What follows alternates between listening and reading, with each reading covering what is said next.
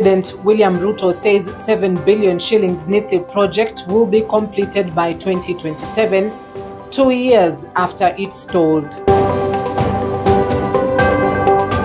A police officer accused of killing 2 women in Mwingi on the run. Police launch a nationwide manhunt. Our sign language interpreter tonight is Laura Omondi. My name is Cynthia Nanjala. EBN Prime Edition kicks off right now. The Kenya Human Rights Commission, KHRC, has called for the scrapping of Kenya Kwanza Administration's Financial Inclusion Fund, also known as Hustler Fund. In a report released on Monday, the KHRC warned that the program is a recipe for financial failure as it lacks a sustainable plan to empower Kenyans at the bottom of the pyramid as earlier intended. According to the rights body, scrapping the program is the only viable option for the Kenyan government, as reforming or re-engineering the fund will not address the fundamental design, political and legal flaws that have haunted it since its inception in November 2022. In this financial year, Treasury allocated 300 million shillings to the fund, down from 5 billion shillings in the financial year 2024-2025 and 10 billion shillings in the 2023-2024 financial year. You'll find that it clearly states that there is established, it echoes the words of Article 206 of the Constitution that there is a consolidated fund into which all money raised by Parliament, by government, shall be vested in, except money that is reasonably excluded from the fund to be paid in another fund by Parliament. And now, it is Parliament supposed to be doing this work on every fund, not telling the minister, cabinet secretary, that you have surrendered our power to you, you can set up whatever fund you want. That is irresponsible legislation by Parliament. It's lazy. Parliament is being lazy. It is saying, okay, let us just give you the power to do that. And when you talk about Hustler Fund, the conversation around Hustler Fund, it's not a complete conversation if it does not take the direction of the young Kenyan man and woman. Because the narrative around it was to improve the position of the Kenyan youth, at least on paper. But here we are. The person that is managing those funds need to do a lot of checkups with themselves, because most of the things we have requested were not available. And some of the data we have been shown right now by KNSCR is true. Do we continue to put money in a fund, yet we cannot fund basic needs like education and health?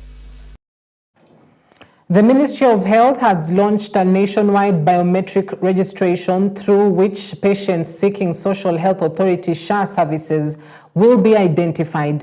President William Ruto said the SMS code used to identify patients will no longer be used because it has become susceptible to fraud. The use of biometrics at level 4, which are sub-county hospitals, level 5, which are county referrals, and level 6, which are national referral hospitals, is aimed at enhancing patient identification and getting rid of fraud and fake claims that threaten the health sector. Addressing a leaders' delegation from Tharaka Nithi County at State House in Nairobi on Monday, Ruto said biometric registration for services at dispensaries and health centers facilities will be done later. Leo waziri ambaye anahusika na mambo ya afya Bwana Duale anaanzisha ile biometric identification of Kenyans. Today, leo tarehe 4, Wizara ya Afya inaanzisha rasmi kwa level 4, level 5, level 6 biometric identification of citizens who are going to seek for treatment, so that we can positively identify every citizen and we can get rid of fraud and fake claims that have threatened our healthcare system for far too long.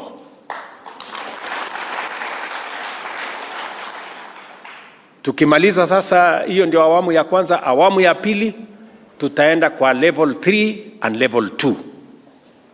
Alafu sasa tutawafungia wakora wote nje. Ile pesa tutakuwa tunalipa every facility, tutakuwa tunalipa pesa ambayo wametumia kutibu wa Kenya. Sasa ukienda pale kama Mkenya, utakuwa na kitambulisho yako na kwa fingerprints utaweka pale, utafinya fingerprint, tutajua wewe ni fulani. Halafu tutakutibu na hakuna mtu tena atatuibia pesa, kwa sababu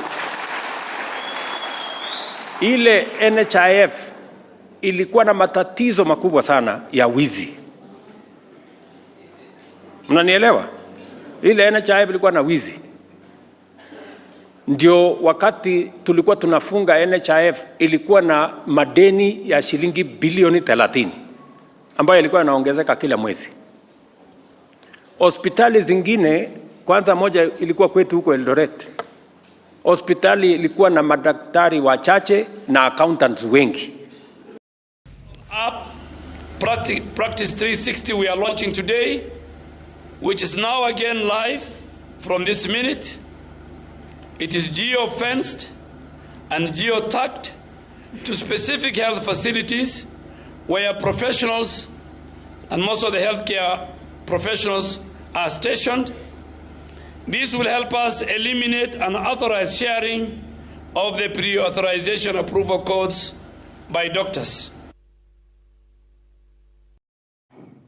President William Ruto has assured leaders from Tharaka Nithi that he will fulfill the promise of constructing the Nithi Bridge, which has over the years claimed the lives of hundreds of people. While at State House, the president admitted the expensive cost of constructing the bridge at a solid 7 billion shillings figure. Nithi Bridge has over the years been considered a black spot, haunting travelers along the Meru-Embu Road. Muliniambia mahali tutakosania na nyinyi ni hii Nithi Bridge. Si muliniambia hivyo? Muliniambia hii tengeneza hii Nithi Bridge ama tutakosana. Na nilisikia. So hii Nithi Bridge mimi nitatengeneza. Mnanisikia? Hii Nithi Bridge mimi nitatengeneza. Inahitaji shilingi bilioni 7, ni pesa nyingi. Lakini juu chini, kulia na kushoto, mbele na nyuma, lazima nitengeneze hiyo bridge. Na hiyo bridge inatangazwa kesho. Mkifuatilia katika vyombo vya habari ama ile procurement, we are starting procurement ya Nithi Bridge tomorrow. Na sio kwa sababu mmekuja hapa, hapana. Ni kwa sababu mliniambia iko consequences. Si ndio? So hiyo bridge tayari tumefanya design. Mimi nimeangalia mwenyewe, hiyo design iko sawa sawa. Sasa itanyorosha hiyo Nithi Bridge, badala ya kupiga kona kona ndio watu wanazama ndani, tutanyorosha vizuri. Sawa sawa. Na nimesema hiyo bridge lazima ikamilike kabla ya uchaguzi. Mimi sitaki. Police in Kitui have launched a manhunt after an officer allegedly killed his girlfriend and another woman at a bar in Kanyonyo Market on Sunday before fleeing into nearby thickets. The suspect, identified as Police Constable Bernard Siambe, was assigned to the report office at Kanyonyo Police Station but reportedly sneaked out with an AK-47 rifle loaded with 30 rounds of ammunition. Mutisia sought refuge in a nearby plot but was pursued by the officer who shot and killed her inside the house of a woman identified as Janet Ndanu. He also shot another woman, Judy, whose full name and age were yet to be confirmed.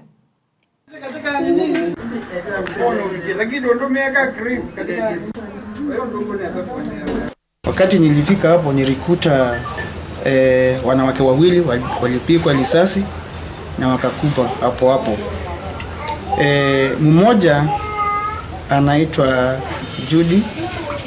Judy ni kama ndiye alisababisha hiyo kitendo, juu alikuwa rafiki ya huyo askari.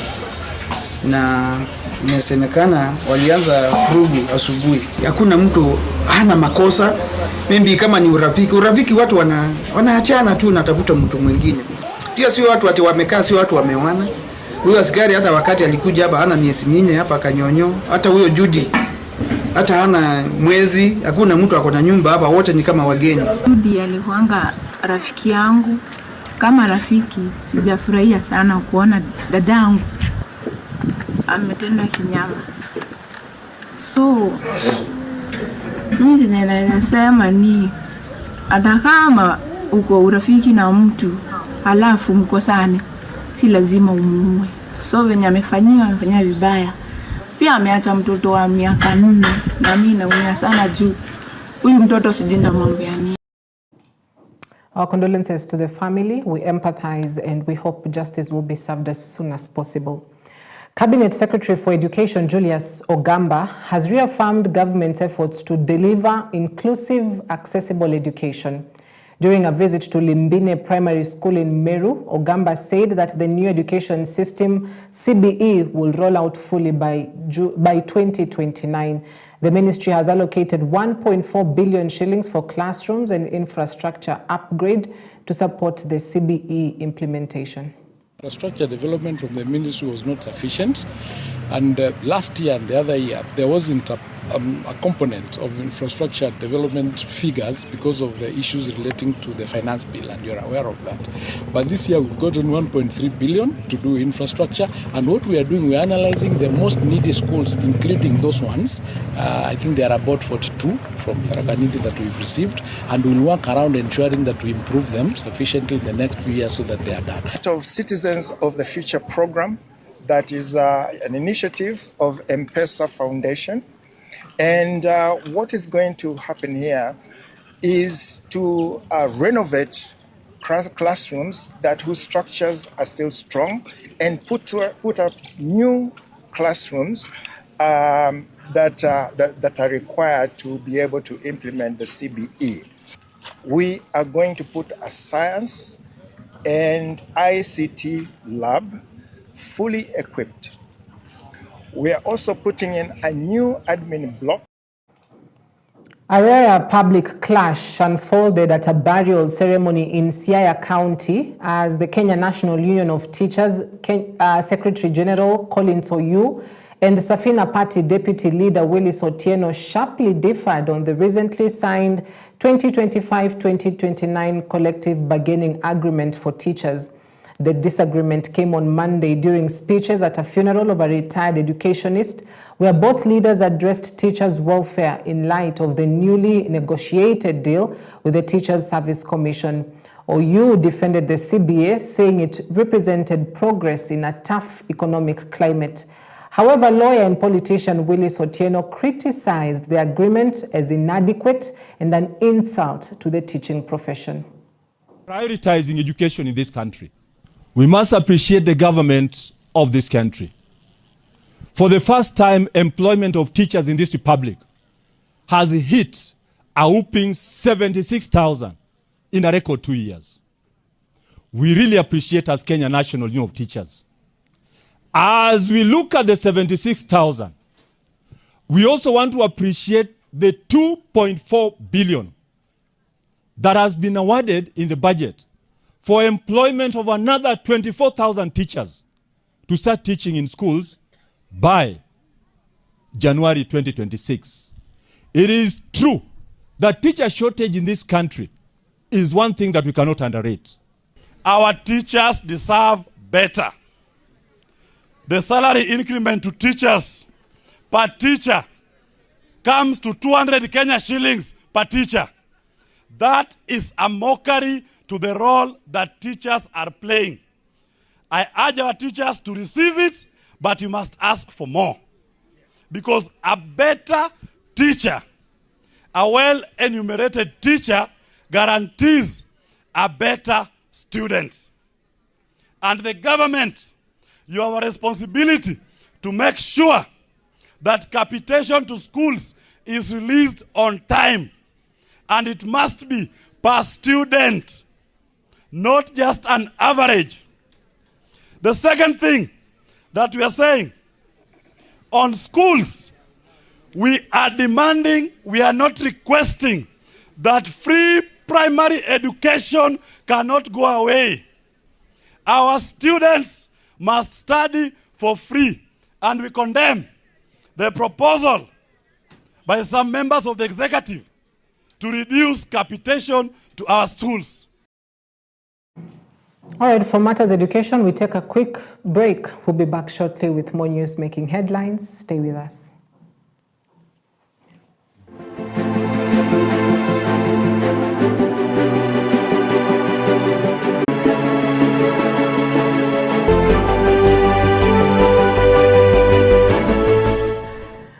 Welcome back. Thank you for staying with us.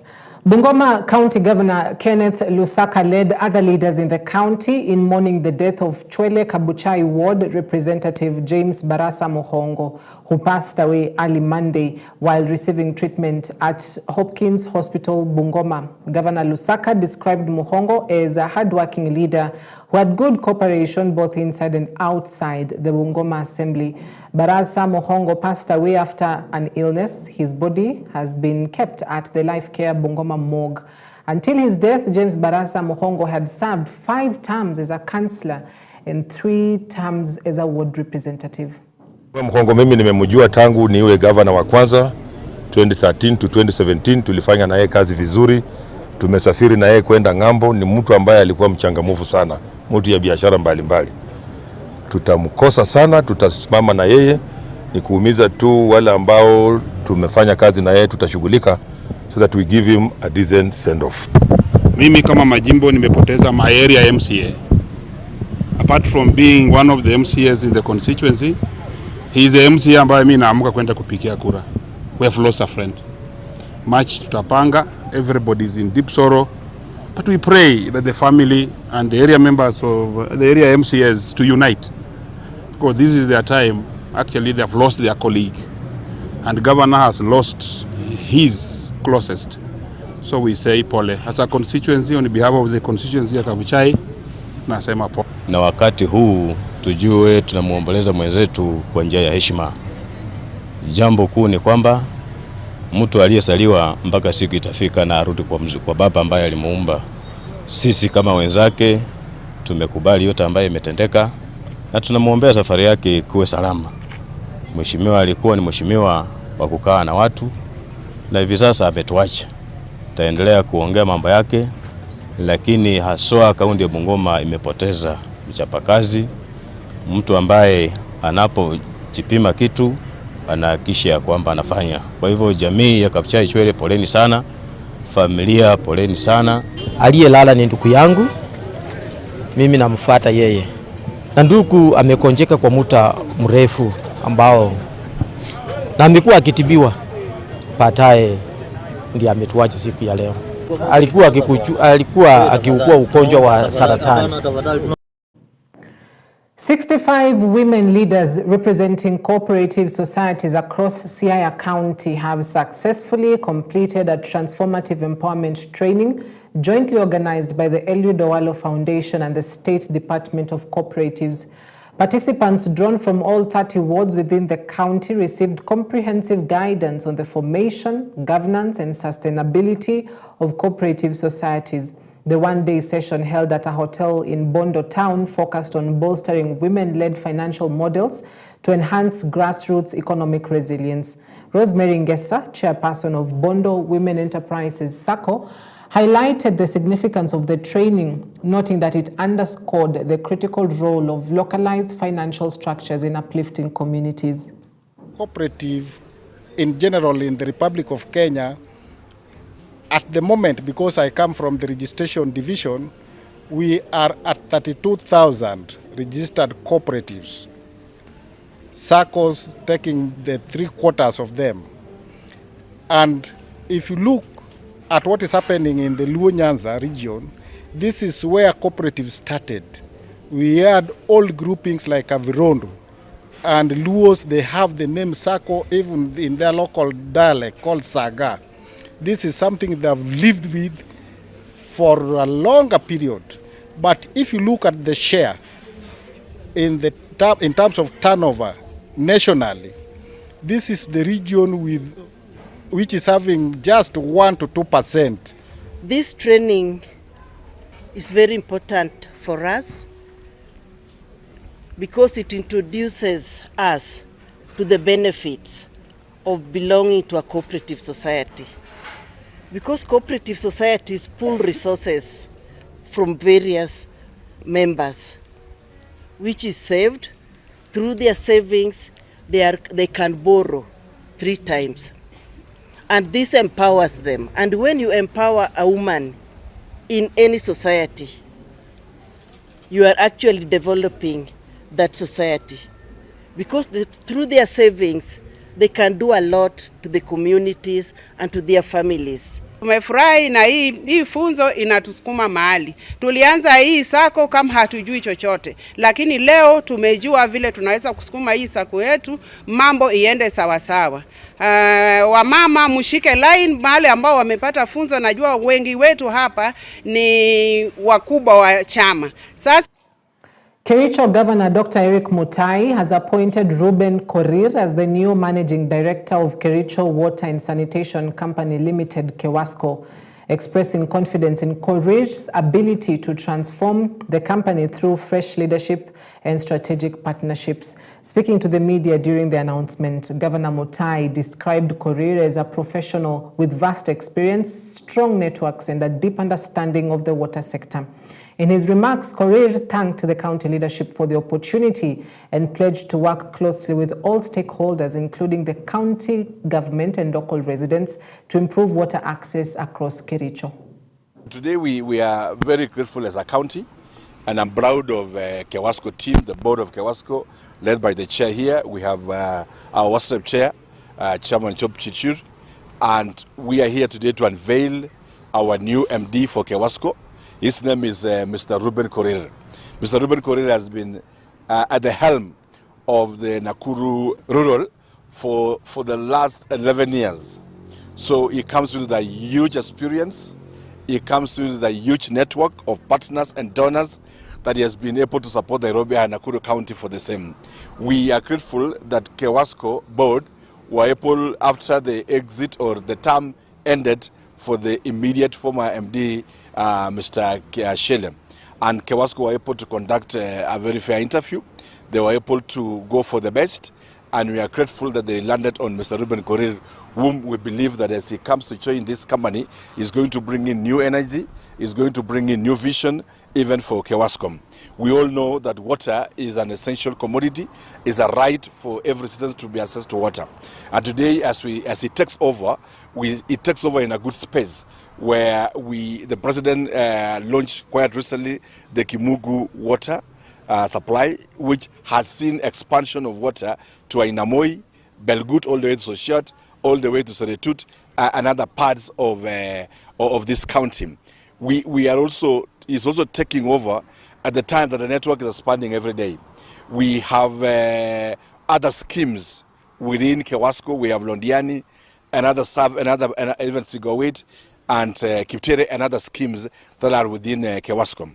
Of course, as it takes over, we have immediate challenges that we are looking for that is going to resolve. Number one, we hope that is going to resolve and restore confidence within the staff of Kewasco. Number two, we look forward that Mr. Ruben Korir will be able to put the company together and be able to create a synergy between the board, the MD, and the staff of Kewasco. FCPA Ruben Korir. Ruben Korir has a vast experience in the water sector, more than 30 years in this sector, and I trust and believe that we can change the narrative of Kericho by making sure that we focus on the service delivery and the residents of this county enjoy the service. I always say that the performance of the water sector or a utility is water at the top. So we want to make sure that working with all stakeholders, that is county government, the board, partners, staff, and residents of Kericho County, it's about teamwork. And with that teamwork, I'm sure that everything will be possible. All right, at that point, we wrap up our bulletin tonight. Thank you for watching. I hope you're duly informed. Our sign language interpreter tonight is Laura Omondi. I'm Cynthia Nanjala. Have yourself a blessed night ahead.